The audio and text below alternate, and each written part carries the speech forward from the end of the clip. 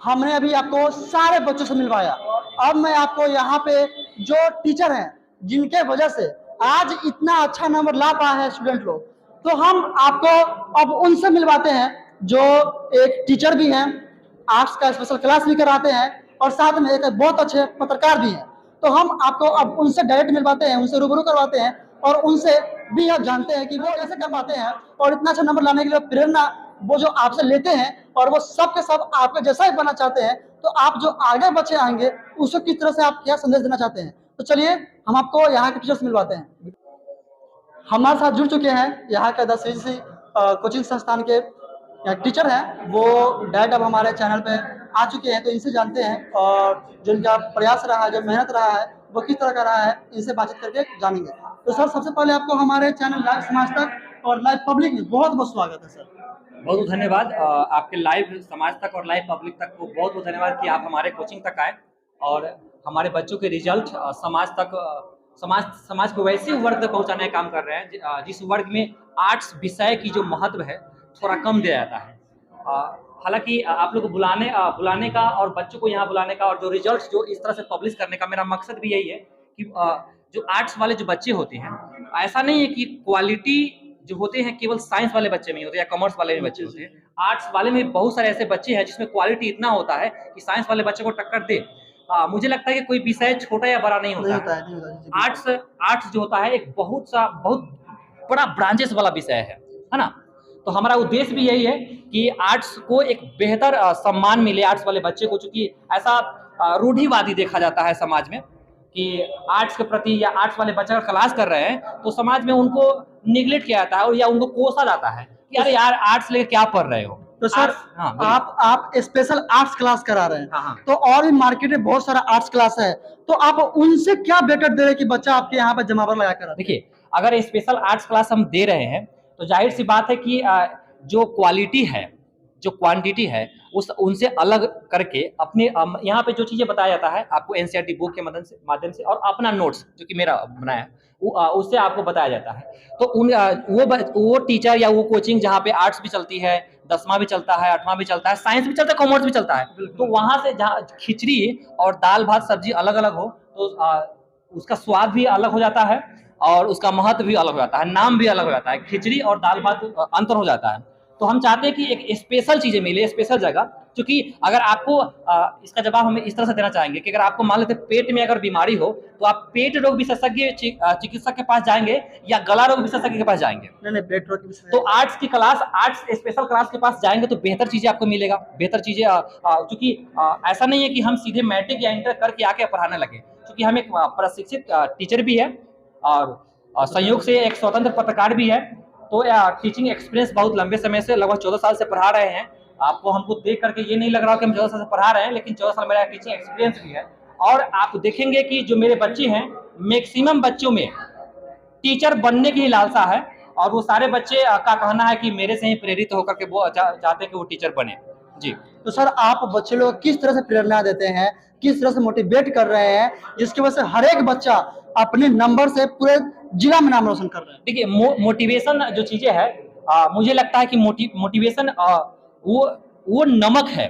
जिस तरह से हम सब्जी बनाएं और उसमें नमक न डालें, उस सब्जी का पूरा स्वाद खत्म हो जाता है। उसी तरह से हम कितना बेहतर पढ़ा ले और मोटिवेशन न मिले बच्चा को, तो बच्चा भले कोचिंग में क्लास में आकर पढ़ ले, लेकिन घर जाकर के वो डाइवर्ट हो जाएगा, क्योंकि घर जाने का बहुत सारा काम होता है, दोस्त होता है, सहेली होता है, आसपास पड़ोस एक अलग माहौल होता है, तो अलग बदल जाता है। तो मोटिवेशन से वो बच्चा केंद्रित होता है, उनका ध्यान केंद्रित होता है, वो अपने आप को भी मोटिवेट और समझा पाता है कि नहीं, हमको पढ़ना चाहिए, समय कितना बाहर गंवाना है, कितना खेलने में गंवाना है और कितना पढ़ने में करना है। तो सर जैसे कि अगर आप कोचिंग में भी बच्चे लोग को मोटिवेट करते हैं, लेकिन वो घर पे जाकर के डीमोटिवेट हो जाते होंगे, तो फिर वहाँ पे आप गार्जियन लोगों से किस तरह से करते थे कि आपके गार्जियन भी आपको सपोर्ट करते थे ताकि बच्चे सबसे पहली बात तो ये कि जितने बच्चे यहाँ बैठे हुए हैं वो सारे बच्चे एक मिडिल फैमिली से हैं। इसमें से कोई किसी का पापा नहीं जो करोड़पति है ना।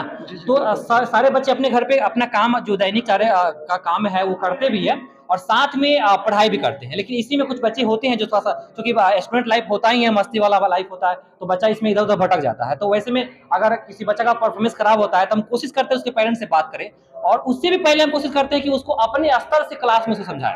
तो सर जैसे कि अभी आपने बताया तो अब हमें यह बता दीजिए कि आपका कोचिंग में बच्चा अगर कोई आना चाहे, वो यहाँ पर रहकर पढ़ना चाहे, मतलब यहाँ पर आकर पढ़ना चाहे और इन लोगों से भी बढ़िया तैयारी कर पाए, उसके लिए आप क्या व्यवस्था दे रहे हैं? देखिए, आर्ट्स लेने वाले विद्यार्थी और उन विद्यार्थियों के गार्जियन से मेरा कहना सिर्फ इतना है कि देखिए, आर्ट्स कोई छोटा विषय नहीं है, छोटा सब्जेक्ट नहीं है। आर्ट्स पढ़ के भी आप एक बेहतर चीजें बन सकते हैं। ऐसा कोई कॉम्पिटिटिव एग्जाम नहीं जिसमें आर्ट्स से संबंधित सवाल नहीं किया जाता है, चाहे वो बीपीएससी एग्जाम हो, चाहे यूपीएससी का एग्जाम हो। आपको जो बनना है, डीएम, कलेक्टर, एसपी, जो बनना है, दरोगा, जो बनना है ना, आपको आर्ट्स पढ़ना ही पढ़ना है। साइंस वाले बच्चे को भी अगर दरोगा बनना है तो आगे आर्ट्स पढ़ता है। तो अगर आप आर्ट्स लिए तो आर्ट्स को बेहतर ढंग से क्यों नहीं पढ़ सकते हैं? साइंस वाले 2 साल पढ़ेंगे और आर्ट्स वाले सोचेंगे कि 4 महीने पढ़ करके या 3 महीने पढ़ करके हम टॉप कर जाएंगे या इतना बेहतर नंबर ला लेंगे। उससे नहीं होता। अगर आप 2 साल अगर पढ़ते हैं नियमितः, तो 2 साल पढ़ करके पार्टिकुलर सब्जेक्ट को पढ़ करके, बुक को पढ़ करके आप उसका नॉलेज गेन कर सकते हैं। मुझे लगता है कि नंबर उतना ज्यादा महत्व नहीं रखता जितना ज्यादा नॉलेज। और जो हमारे बच्चे जो इस बार जो भी स्कोर बेहतर स्कोर किए हैं, हमारा टारगेट था बिहार टॉप के पास, टॉप 10 में लाने के लिए, लेकिन वहां तक हम लोग नहीं पहुंच पाए। नहीं पहुंचने का कारण ये है कि जो बच्चे 400 क्रॉस किए हैं उनका नंबर तो बहुत अच्छा है, लेकिन प्रैक्टिकल सब्जेक्ट एक भी नहीं था। तो विदाउट बड़ा इसीलिए और बेहतर इसीलिए और अच्छा इसीलिए हम कहेंगे कि बिना प्रैक्टिकल सब्जेक्ट के वो 400 क्रॉस करते हैं। तो समझिए कि अगर कम से कम 2 विषय का अगर प्रैक्टिकल सब्जेक्ट रहता तो वो निश्चित रूप से टॉप 10 में पहुंचते। तो जो भी बच्चा सब नंबर गेन किया है, अंक प्राप्त किया है, उसमें कहीं ना कहीं हम अपना श्रेय नहीं बल्कि अपने बच्चों को श्रेय देना चाहेंगे कि वो लोग मेरे बातों को मान करके, मुझे फॉलो कर करके उन्होंने मेहनत किया।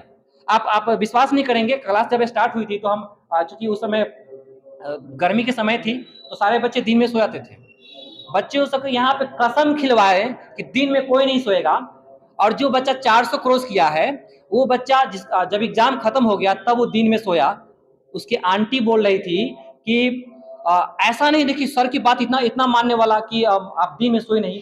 समझिए, मतलब समझिए यहाँ पे कि किस तरह से वो मोटिवेट थी मेरे से कि मेरे कहने से वो दिन में सोना छोड़ दी, दिन में सोना छोड़ दी और दिन में पढ़ाई किया, जिससे बेहतर अंक प्राप्त किया। इसके लिए उसको भी थैंक्स, और उसके पेरेंट्स को भी जिन्होंने अपने बच्चों को सपोर्ट किया यहाँ तक पहुंचाने में। और उसके बाद मेरा तो जो भी सहयोग था वो था ही, ठीक है। लेकिन जो विद्यार्थी उन्हें ये कहना चाहिए, अगर आप मेरे कोचिंग में आना चाहते हैं या आप आर्ट्स लिए हैं और चाहते हैं कि बेहतर अंक हो, तो आपके लिए एक सुनहरा मौका भी है और एक बेहतर जगह भी है। आप यहाँ आएंगे तो हम बस कम शब्दों में सिर्फ इतना कहेंगे कि आपको ये महसूस नहीं होने देंगे कि आपको ठगा गया है या आप एक वैसे जगह पे आ गए जहां पे आपका टाइम बर्बाद हो गया। बस आर्ट्स में अगर बेहतर कुछ करना है।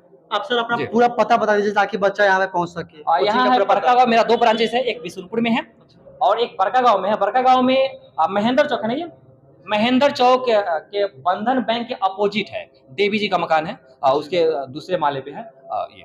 तो आप बताइए सर आपका फी कितना है जो बच्चे लोग मिनिमम? देखिए, एक टीचर अगर मैथ पढ़ाते हैं तो कम से कम मिनिमम 500 या 300 या 400 रुपए एक विषय का फी लेते हैं। मेरा फीस मात्र 400 रुपया है पूरे 5 विषय का। तो आप समझ लीजिए पार्टिकुलर पर सब्जेक्ट कितना रुपया पड़ा। तो 400 रुपया एक महीने में 5 विषय का पूरे ऑल ओवर पैकेज में मुझे लगता है कि ज्यादा नहीं है, क्योंकि एक व्यक्ति, एक साधारण मजदूर कमाने जाते हैं तो वो एक दिन जब काम करते हैं ना तो उनको 400 रुपया कमा लेते हैं एक दिन में। हम एक महीना आपके बच्चे को पढ़ाएंगे तो आपसे 400 रुपये लेंगे। तो आई थिंक पैसा इंपॉर्टेंट नहीं है मेरे लिए इंपॉर्टेंट है कि इस बार जो 400 क्रॉस हुआ है हम अगली बार टॉप 10 में बच्चों को नामांकित करें, अपने साथ, अपने क्षेत्र का, अपने जिला का, अपने प्रखंड का, अपने राज्य का नाम रोशन करें। हमारा टारगेट ये है। चलिए, बहुत बहुत धन्यवाद सर आपको हमारे साथ जुड़ने के लिए।